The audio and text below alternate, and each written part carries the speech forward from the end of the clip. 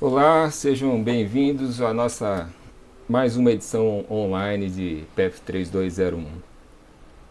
Nesse primeiro semestre a disciplina é um reoferecimento, então eu acho que quase todos vocês já fizeram, já conhecem o esquema, né?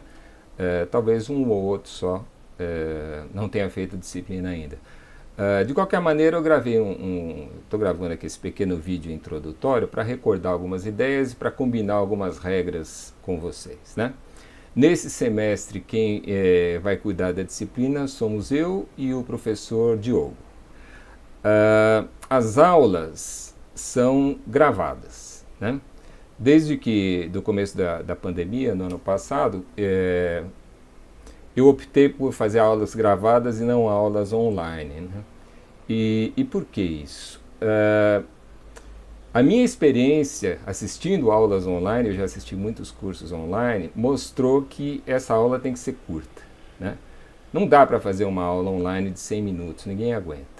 Então, a ideia era produzir vídeos menores, mais compactos, que chegassem no máximo a 50 minutos. E esse vídeo tem que ser uma coisa mais programada, mais pensada, né? Não pode haver muito desperdício de tempo para a gente chegar nessa meta dos 50 minutos. Então eu optei desde o começo por aulas gravadas. E a experiência mostrou que os alunos gostam mais desse modelo, né? Eu acho que há várias vantagens, uma delas é essa que eu já mencionei, o fato de ser uma aula mais agradável, né? A segunda vantagem é que não há problemas de conexão. Uma aula online a gente pode ter dificuldade de conexão e perder alguma coisa. E também a flexibilidade. Vocês vão poder assistir a aula no horário que vocês quiserem, né? Os professores estarão online no horário da aula para tirar dúvidas, né? Ou eu ou o Diogo estaremos lá online sempre no horário da aula. Então, o que é típico, né? Vocês, no horário da aula, se preferirem assistir no horário da aula, vocês ligam lá o vídeo, assistem a aula. E se tiver alguma dúvida, para e pergunta para a gente. Existe um link para o atendimento online no Moodle e vai ter alguém lá para responder, tá bom? Então, como é que funciona a nossa aula? Vai ser tipicamente assim. As nossas aulas, a princípio, têm 100 minutos, né? Os primeiros 50, digamos, seriam para o vídeo da aula, né? No que seria a segunda metade da aula, vocês vão resolver um exercício. Então, tipicamente, tem o vídeo da aula e o exercício. Esses exercícios são dimensionados para que vocês consigam resolver em pouco tempo, né? Os mais difíceis deles são exercícios de prova. São um exercício de uma prova que tem 3 exercícios. Então é um exercício que vocês resolvem, quando tiverem estudado, obviamente, em 40, 50 minutos, né? Então a ideia é que o vídeo mais o exercício não estoure muito tempo de aula, e não vai estourar mesmo, né? Para cada aula tem o vídeo e tem o exercício. Qual que é o objetivo desse exercício? Primeiro é que vocês tirem as dúvidas, né? Porque uma coisa é ver o professor resolvendo os problemas, tá? Outra coisa é quando a gente tenta resolver. E isso é fundamental, especialmente num curso desse tipo, né, em que não há tanta interação entre o professor e o aluno e entre os alunos, né? É fundamental que vocês tentem resolver ali um exercício, né? O outro objetivo do exercício, além de vocês tirarem as dúvidas, é uma complementação do conteúdo. Algumas coisas eu não falo na aula em vídeo. Elas vão aparecer no exercício. E é assim mesmo, vocês vão aprender resolvendo. Se tiverem dúvida no exercício, vocês podem consultar os colegas, podem me consultar ou ao professor Diogo, não tem problema nenhum, tá? Os exercícios, eles não vão ser corrigidos. O que a gente vai fazer é o seguinte: depois que vocês entregam o exercício do dia, a gente dá uma olhada, escolhe um que esteja certo, né, e bem organizado, e publica como gabarito. E a ideia é que vocês consultem esse gabarito para aprender, ver o que vocês erraram ali, né? Nós vamos atribuir a cada exercício uma nota que vale de 0 até meio. Não interessa se o exercício está certo. O que eu quero é que vocês tentem resolver. Se vocês demonstraram que sofreram um pouco para resolver o exercício, eu já atribuo meio, tá? Um exercício que está só esboçado, mexeu uma coisinha aqui, 0,25. E exercício em que a pessoa só copiou o enunciado, por incrível que pareça isso acontece, aí a nota é 0, tá? Então eu repito, não é o objetivo que vocês acertem o exercício, é que vocês tentem resolver, que as dúvidas apareçam e que vocês procurem dirimir essas dúvidas conversando com a gente. Agora, o que nós vamos fazer com essa nota dos exercícios? Cada exercício vai no e-mail, cada aula vai ter o seu exercício, no final nós vamos fazer uma média desses exercícios. Bom, com essa nota dos exercícios, nós vamos fazer duas coisas. Primeiro, é o controle de frequência. Como a aula não é online, é gravada, né? A frequência vai ser aferida por esse exercício, tá? Então, se vocês entregaram o exercício e receberam nota meio, vocês têm a frequência integral daquele dia, tá bom? Agora, se vocês entregaram o exercício e a nota foi 0, ou seja, só copiou o enunciado, é como se não tivesse assistido a aula, a frequência não será considerada, tá? Vejam que quando a gente propõe esse exercício, a gente dá, a partir do dia da aula, né, o dia que ele é proposto, vocês têm 3 dias úteis para resolver o exercício. Isso quer dizer que a gente não conta fim de semana, a gente não conta feriado. Então, é como vocês tivessem 3 dias úteis para assinar a lista de frequência. Pelo amor de Deus, né? É para fazer o exercício, tá? Eu estou insistindo nisso porque a frequência vai ser levada a sério. Se não tiver frequência, pode ter 9,5 de média. Se não tiver frequência, vai ser reprovado, tá? No semestre passado eu já insisti bastante nisso e nós não tivemos nenhum problema desse tipo, mas no semestre anterior tivemos. Então, de olho na frequência, hein? Cuidado com a frequência, isso vai ser considerado. É um critério bem tranquilo para vocês obterem a frequência. Não há nenhum motivo para ser reprovado por frequência na disciplina, tá? Então, uma coisa que nós vamos fazer com essa nota dos exercícios é o controle de frequência. A outra coisa é o seguinte, nós vamos ter, eu vou mostrar daqui a pouco o programa da disciplina, nós temos 2 provas. A primeira vai ter peso 3 e a segunda vai ter peso 4. Daí a gente tira uma nota de provas. Essa nota de provas vai ser somada à média dos exercícios. Então, se vocês entregarem todos os exercícios, tentarem resolver todos os exercícios, vocês já começam com meio ponto na média final, tá? Parece pouco, mas isso salva muita gente no final das contas, né? Então, o exercício vai ser usado para controle de frequência e também como um bônus na nota, tá? Nós temos uma prova substitutiva, mas não tem recuperação. R1 e R2 não tem recuperação já faz algum tempo. Cuidado com isso, tá bom? Isso que vocês estão vendo aqui, eu acho que estão vendo, é o Moodle da disciplina, está em construção ainda, né?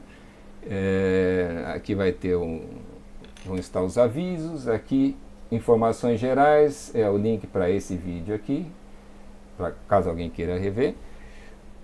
Aqui estarão o cronograma, que eu já vou mostrar, e aqui o link para atendimento online, tá? Então, tipicamente, eu coloquei aqui só a primeira aula, as outras eu vou colocando aos poucos. Para cada aula vai aparecer um link para o vídeo da aula e depois a tarefa correspondente, tá? Esse aqui é o nosso cronograma. Como eu falei, vocês já viram isso antes, a grande maioria. Então, aqui as 2 provas, a prova substitutiva. Nós temos alguma flexibilidade, porque agora a disciplina é um reoferecimento, né?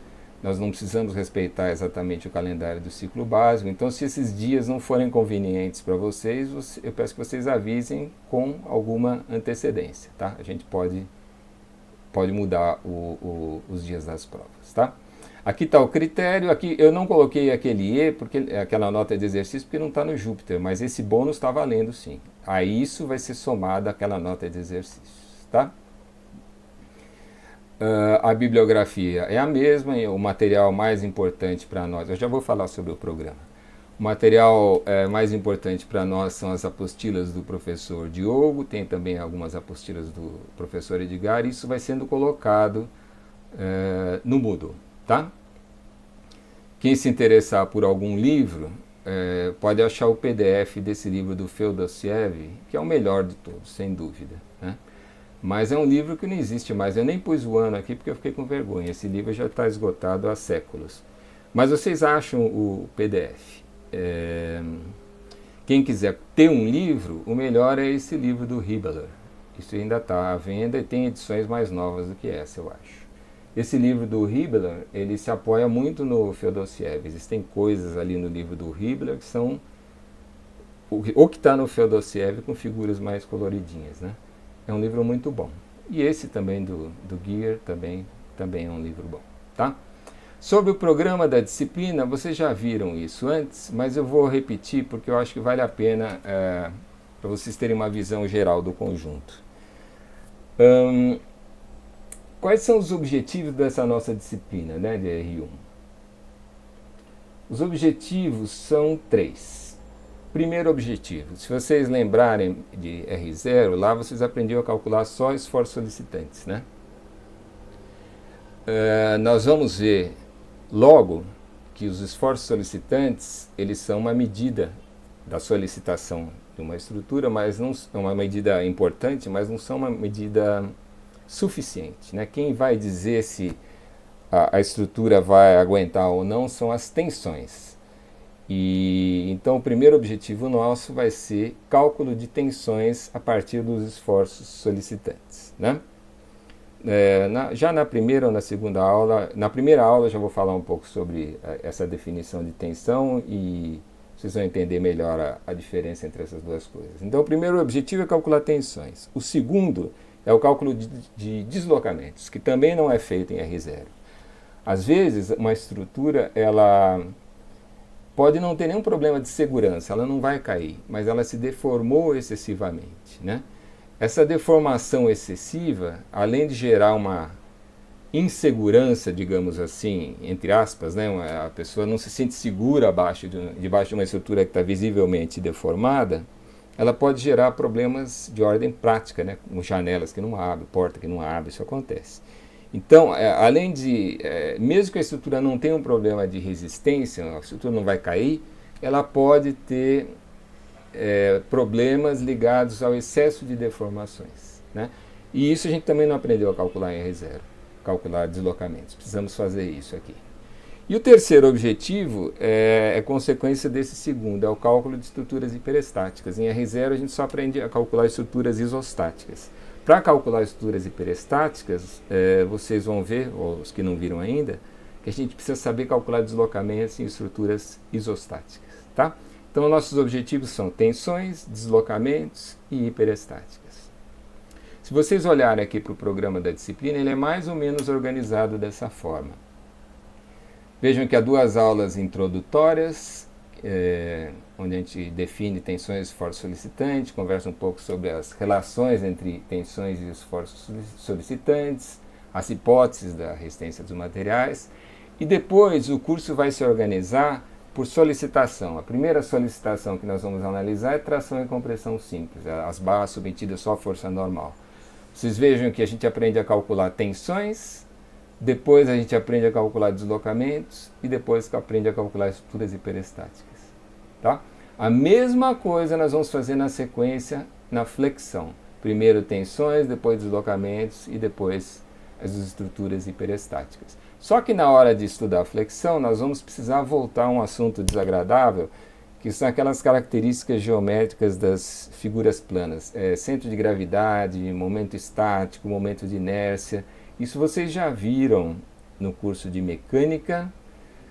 É possível que tenham visto no curso de Física 1, às vezes alguma coisa também aparece em McFlu, enfim, é um tema que se repete, tá? Para a gente estudar flexão é preciso lembrar essas coisas e saber usar com alguma destreza isso aqui. Então nós vamos reservar esse capítulo acessório de figuras planas, tá? Depois a flexão simples normal desse jeito, tá bom? A flexão simples normal é um caso particular de flexão e depois nós vamos esclarecer o que vem a ser esse caso particular. Vocês vão ver que esse assunto volta depois em R2, tá bom? Bom, então eu acho que já mostrei o que eu queria mostrar. Você já tem à disposição o vídeo da primeira aula e estaremos online para tirar qualquer dúvida de vocês, tá bom?